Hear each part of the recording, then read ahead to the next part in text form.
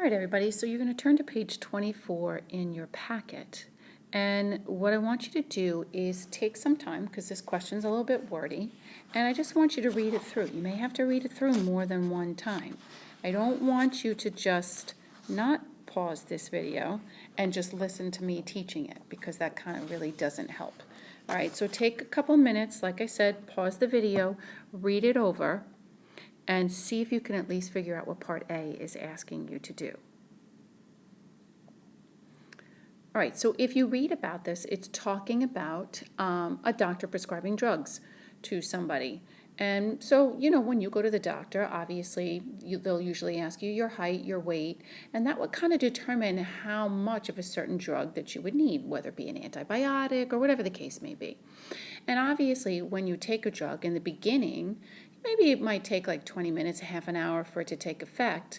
But then as time goes on, the effectiveness of that drug wears out. So like, let's say it's a pain medication or something like that. Maybe after 6 to 8 hours, right, you take another Tylenol, you take another Motrin. Okay, so if you read this question, they're talking about two patients. We have patient A, and if we look at this, patient A, which they want you to represent as A of T, is given 800 milligrams of a drug. And we have a decay rate here. But then we have another patient, patient B, and they want you to represent that as B of T, is given less, okay, but a decay rate that's also less. So in other words, it might last a little bit longer. So part A wants you to write two functions. Now, please remember, when it says functions, it wants you to write two equations. And they want you to represent one of them as A of T and the other one as B of T. Now, they give you this template, so to speak, that they want you to follow.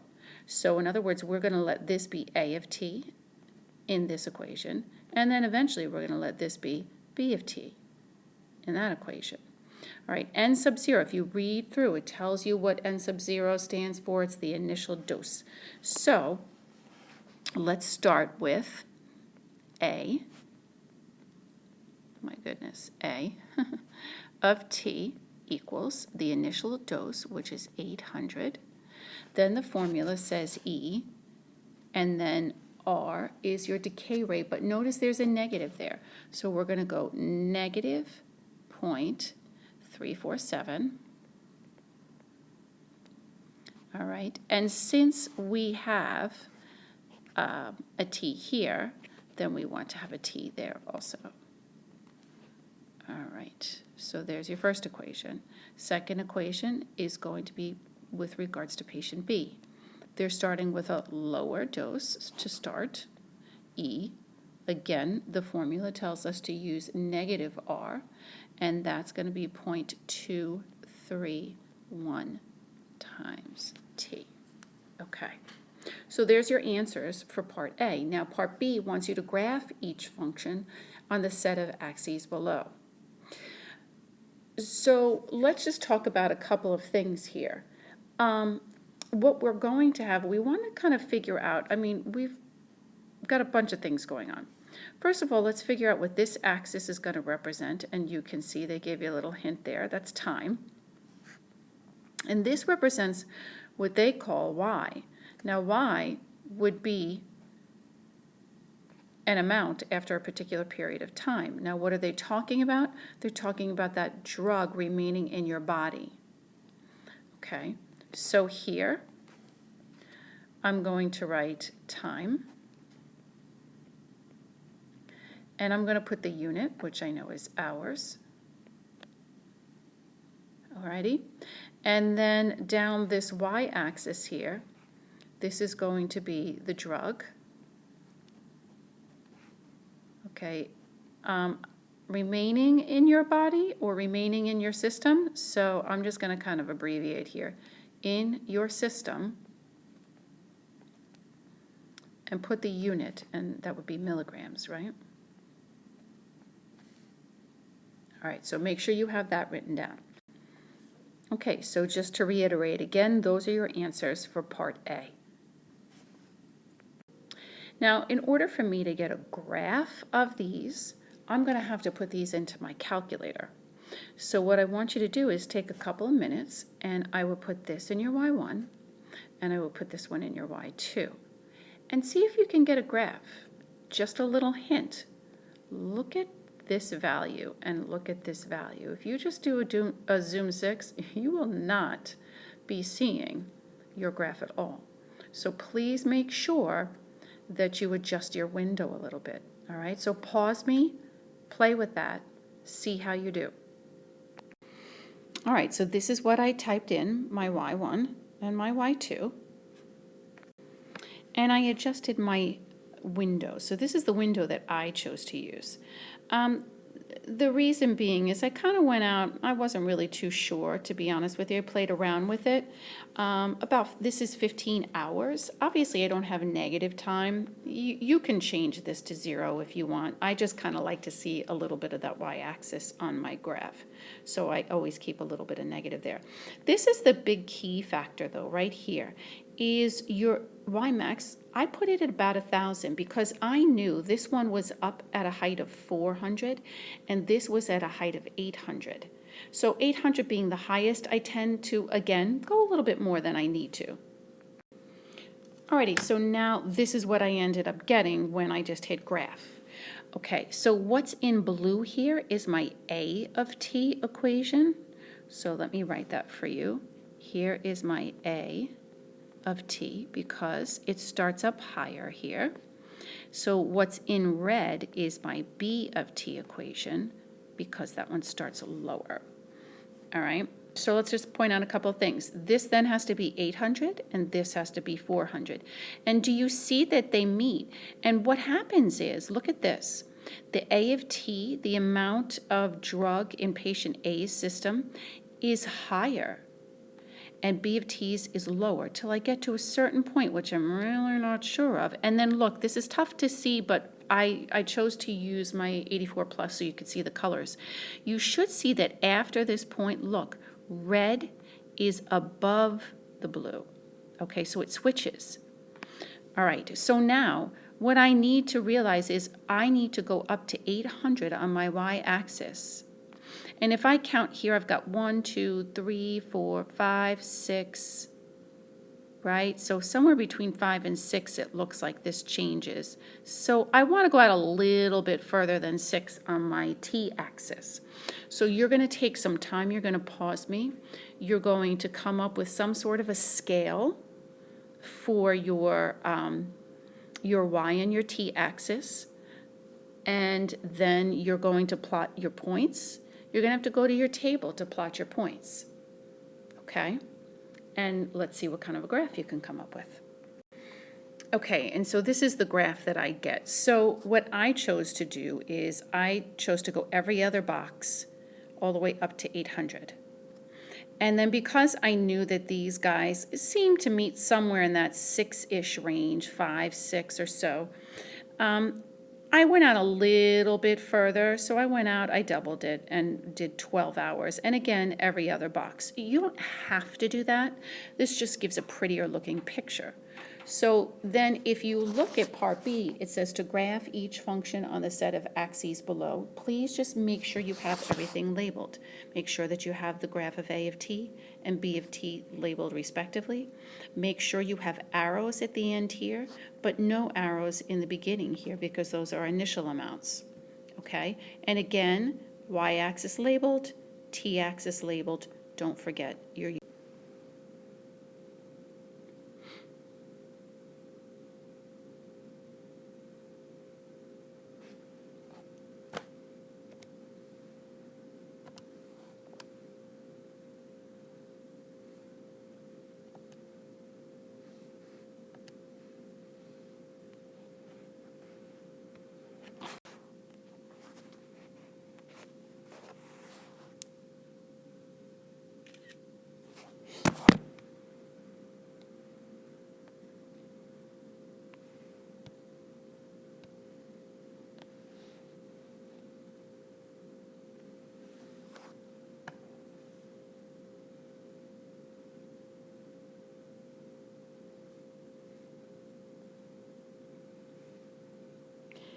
All right, so I don't think I paused the video, so you just heard me taking pictures.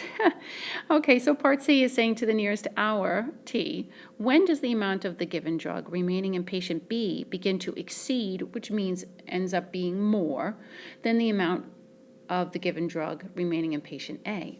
Okay, so let's just reiterate here, and let me write this for you. This is patient A right down here, and this is patient B right here. So basically, if you notice, if you go from time 1, 2, 3, 4, 5, look at these two values, compare these values. Every value on the left side, in other words, patient A, is larger or higher than in patient B until you get to hour 6. And then look, it's not much of a difference, but patient B is higher.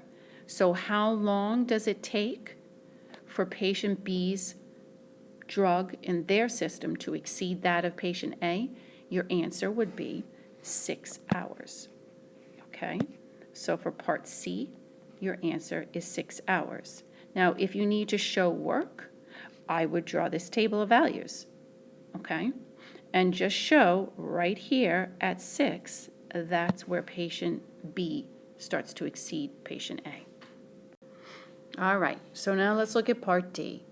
You may want to pause me, try it, work it out, and then unpause and see if you got it right. All right, so they want you to look at patient A, and they're saying the doctor is going to allow patient A to take another 800 milligram dose of a drug once only 15% of the original dose is left. Okay, so let's take a little detour here. 15% of means multiply the original dose, which is 800. And when you work that out, that's 120. So once the drug in the patient A's system gets to 120 milligrams, that's when the doctor is saying, okay, you can have another pill. So this is an amount after a certain period of time. We have to figure out what time that is. If we go down here then, that amount is going to go in for A of t. The initial amount is always going to be the same, so that's 800, and then it's e to the negative 0.347 t. Okay, all right, well, now we do what we always do. We're going to divide out that 800 to get the e by itself, and that ends up giving me 0.15 equals e to the negative 0.347 t. Okay, well, you know the drill. We have to get rid of, we need to actually, let me rephrase. That has to come down in front, right? And the only way we can do that is by ln'ing, and we're ln'ing because we have an e. The ln of e is going to just become 1, so we cancel that out. So we have the ln of 0.15, and that is equal to negative 0.347 t.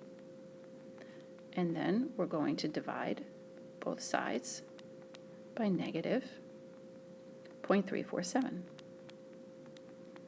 Alrighty, and then when you work that out, you get 5.4672, and it says to round it to the nearest tenth of an hour, so that would be 5.5 hours.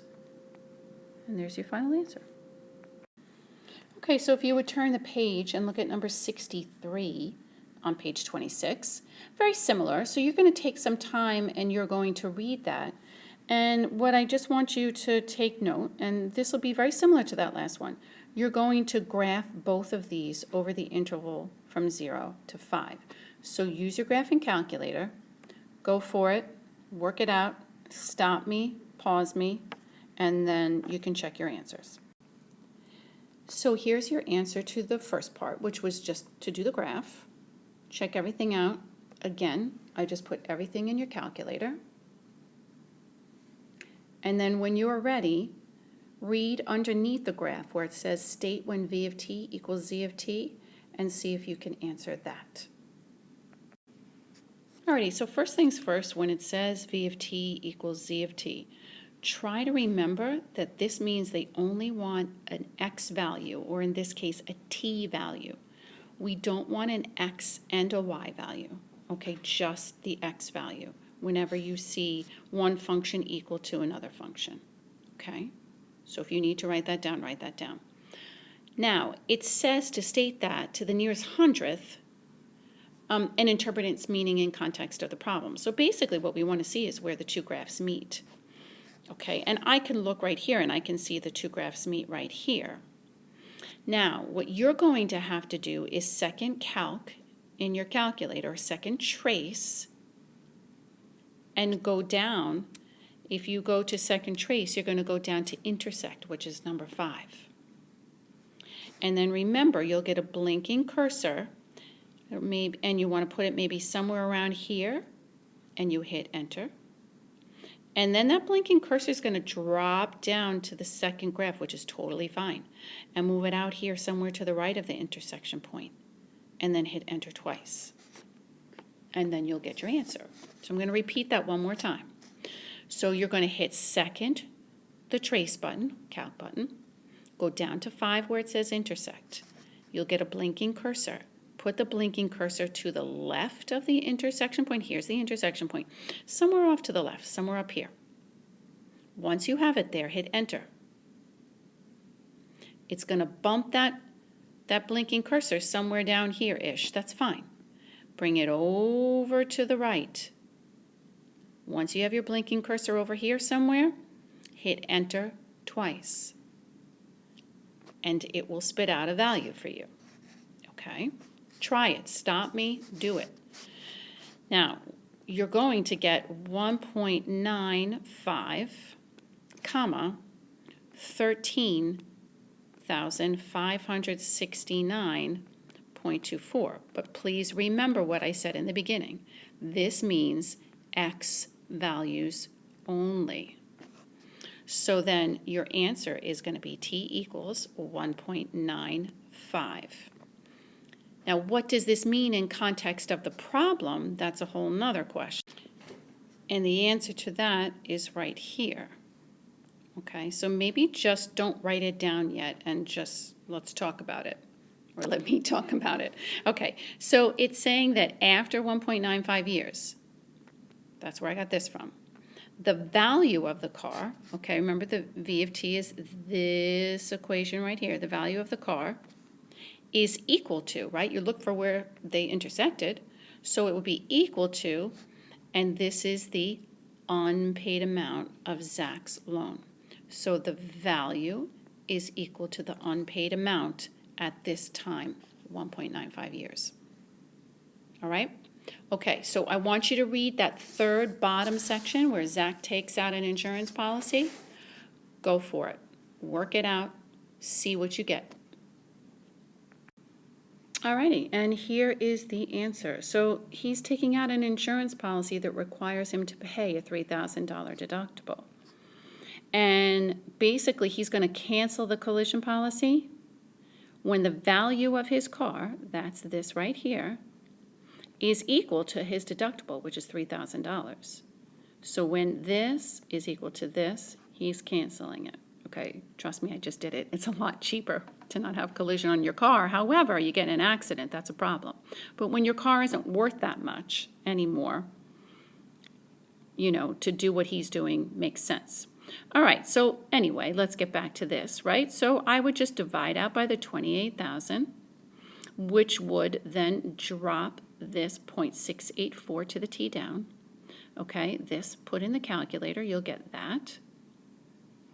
Then because there's no e, I'm going to actually log both my bases and drop this t down in front, divide the log out, and voila.